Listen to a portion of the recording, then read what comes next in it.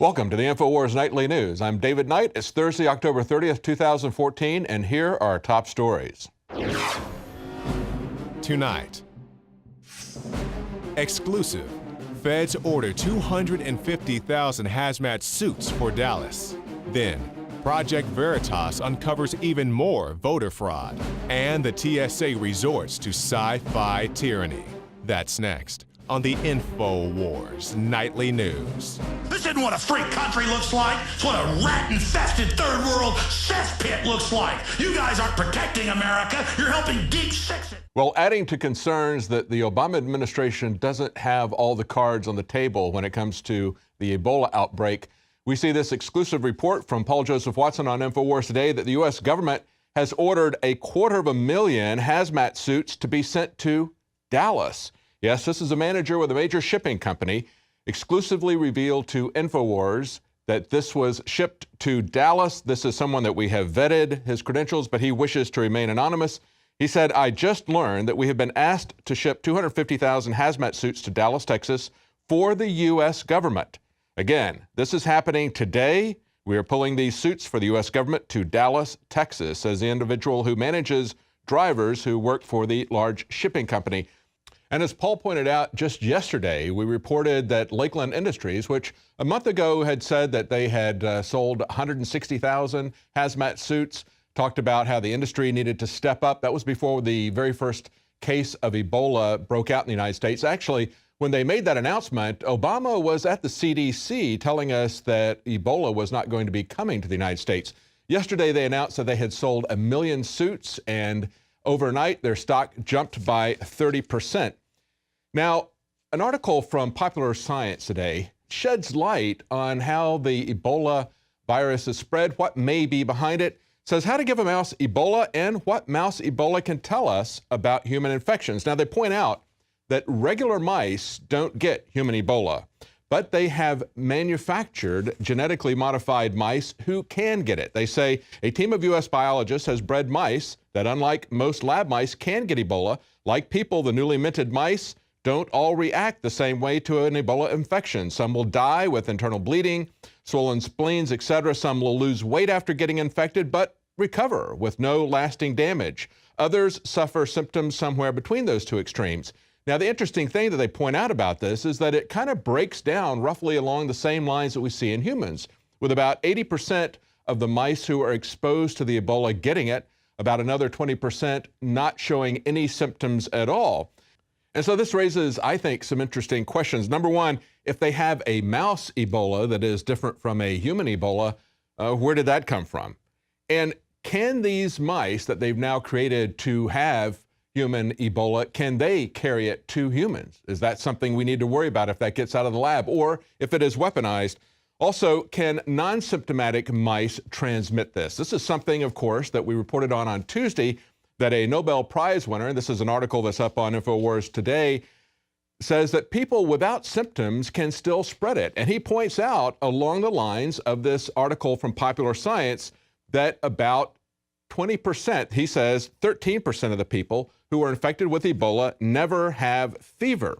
Now, this is an American medical doctor who won the Nobel Prize for Medicine and Physiology in 2011, is now the director of the Center for Genetics of Host Defense at the University of Texas Southwestern Medical Center in Dallas. He says, it may not be absolutely true that those without symptoms cannot transmit the disease because we don't have the numbers to back it up, but it's possible that they could have a lot of these viruses, he says. In other words, a kind of Typhoid Mary scenario. Of course, Typhoid Mary was someone who famously had the disease, had no symptoms, and was able to transmit that to a lot of people. So if the mice can come down with this and not have any symptoms, and if some people can do that, anywhere from 13 to 20% can do that in the mice and in the people, is this something that we need to worry about? Of course, he says there is an imperative to prevent panic among the public, but we must not be dogmatic about how it's being transmitted.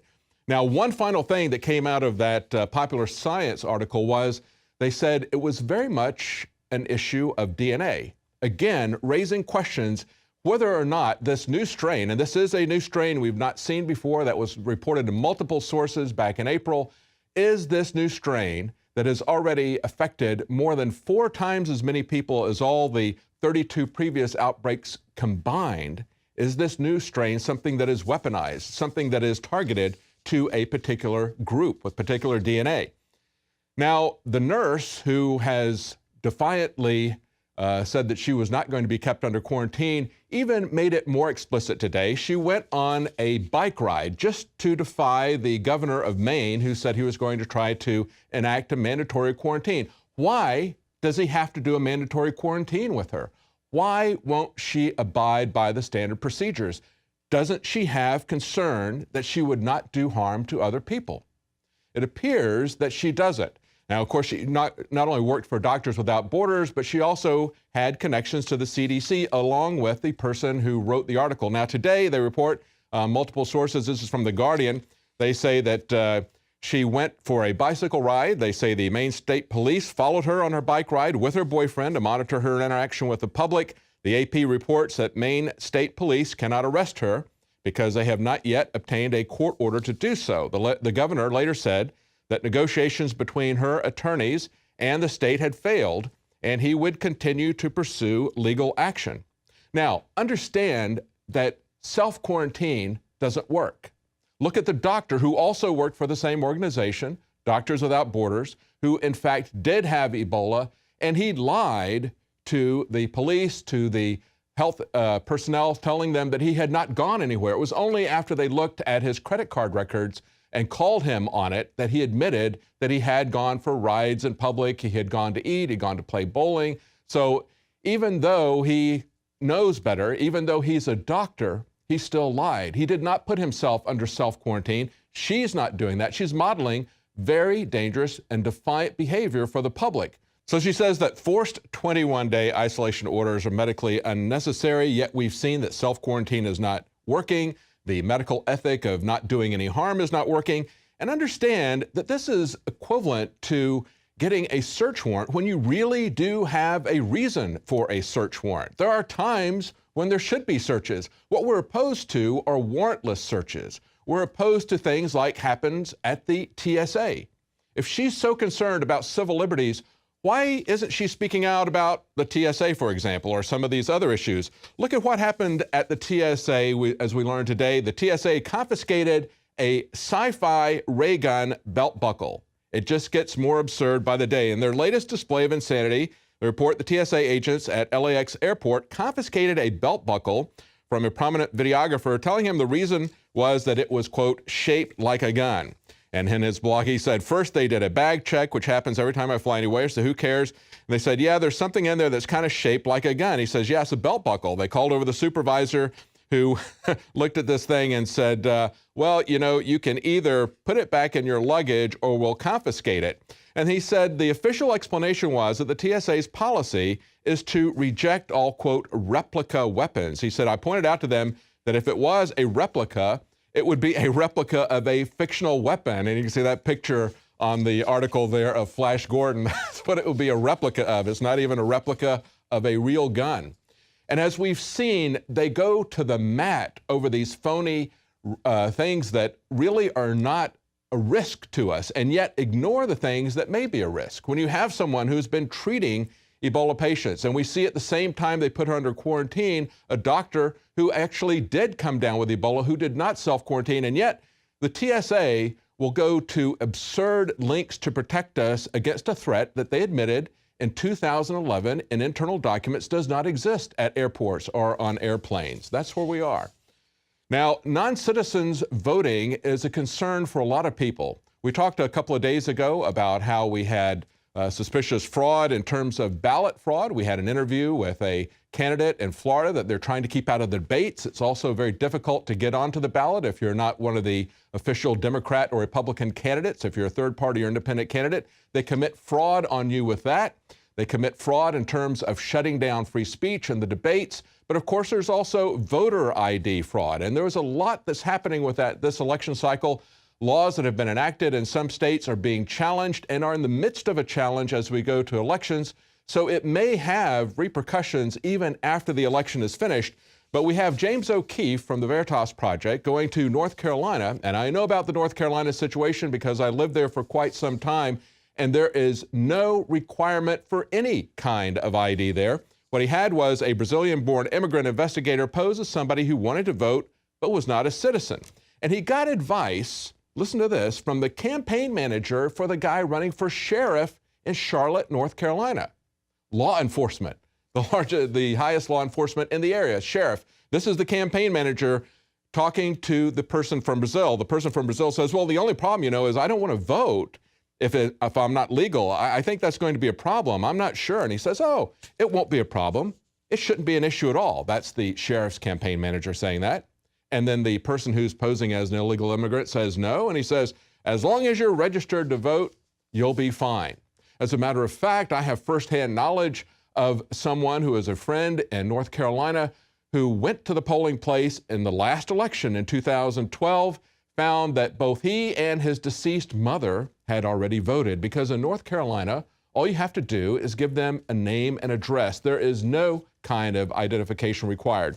Now, we see, of course, that this is also happening in Maryland. We're concerned about illegal aliens voting there as well. An election integrity watchdog group is now suing the state of Maryland, alleging that it's discovered massive ongoing fraudulent voting by non-U.S. citizens in one county. But because of the way that non-citizens are able to cast votes in elections, the fraud is likely happening, they say, in every single county and subdivision across the state. The group is Virginia Voters Alliance. What they found was that people were on the voting rolls as having voted. When they got called for jury duty, that list is taken, of course, from voter registration. So when they got called for jury duty, they said, we're not eligible for jury duty because we're not citizens. How did they get on the voting rolls? And so they point out that both of those things are essentially felonies, to cast illegal votes and to be summoned to jury duty when you're not qualified. How many people went ahead and went onto a jury? That's another issue. The same group has found in the past, in the last election, they found that over 40,000 people were on the election rolls in both Maryland and in Virginia. Although it was a small number who had actually voted, this was in the 2012 elections, and they reported this about a year ago, on 2013. They said although 164 people had voted during the 2012 election in both places, they say that still they had over 40,000 people on the rolls in both states. Now, stay with us. As soon as we come back, we're going to have a man on the street with Joe Biggs talking to people about another hot issue this election, something that is always an issue, and that is the right to life. He talks to people to see if they'll be willing to sign a petition to kill children up to 5 years of age. And then Rob Dew is going to point out something that may be more dangerous for your children than Halloween candy. Stay with us. You don't have to wait till election day. You can vote all week. I mean, you can only vote once. This isn't Chicago now. This election is about more than just Republicans versus Democrats. There are other candidates, as well as ballot issues that will affect your liberty, your prosperity, and your health. Join Alex Jones and the INFOWARS Nightly News for live pre-election coverage Monday, November 3rd from 7 to 10 p.m. Central, and for analysis of election night results Tuesday, November 4th from 6 to 10 p.m. Central, live on prisonplanet.tv and infowars.com/election. The globalist social engineers are not just targeting us with propaganda. They are manipulating our genetics. We are being targeted at every level by estrogen mimickers that lower our testosterone and other hormones and natural compounds that the body needs. After consulting top doctors, nutritionists, pharmacists, and others, we have developed what I believe is the ultimate non-GMO organic super male vitality formula, sourced from powerful organic herbs and then concentrated for maximum potency. Super Male Vitality was developed to activate your body's own natural processes instead of using synthetic chemicals. Super Male Vitality by INFOWARS Life is so powerful that I only take half the recommended dose. For a limited time, we are offering 15% off Super Male Vitality at InfoWarsLife.com to introduce you to this powerful supplement. Visit InfoWarsLife.com today to secure your Super Male Vitality. InfoWarsLife.com.